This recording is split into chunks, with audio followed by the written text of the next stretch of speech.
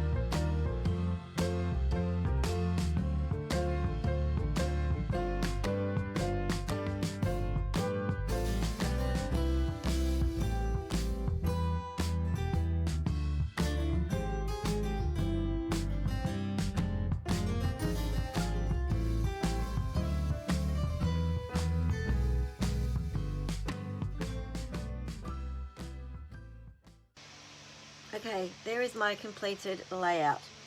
Now the one thing you'll notice is that I didn't keep to the 8 by 11 like I was planning to. I sort of just kept adding and adding and adding and ended up with a 12 by 12.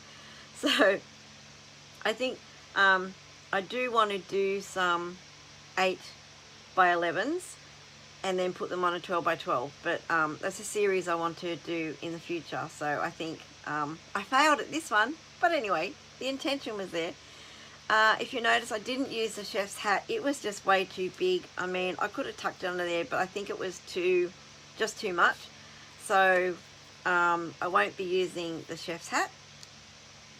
But overall, I think I sort of blended the brighter elements with the more muted background, and I inked the edges of the paper and then sort of forgot to ink all the embellishments as I put them on. But anyway, no one's going to care, really.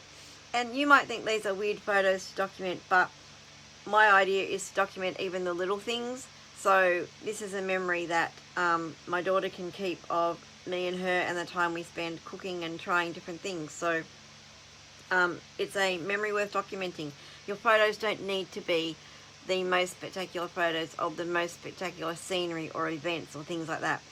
Scrap the little things as well, because they're the everyday that when you're retelling someone's life story, they're the memories that you remember the most that you're going to tell other people. So I'm hoping that my daughter will eventually tell her children when she has them about the times that she spent cooking with me, and then that will encourage them to want to cook with her and things like that. So it carries on through the generations. That's the whole idea of scrapping. It's the memories that we're documenting, not necessarily the fancy places and the fancy events. Anyway, that is my page. If you have liked it, please give me the thumbs up. If you have any questions at all, please comment below. I will have the playlist also below for the 30 days of sketches. And thank you for watching. If you're not already a subscriber, please consider subscribing. And until the next one, have a scrap happy day. Bye bye.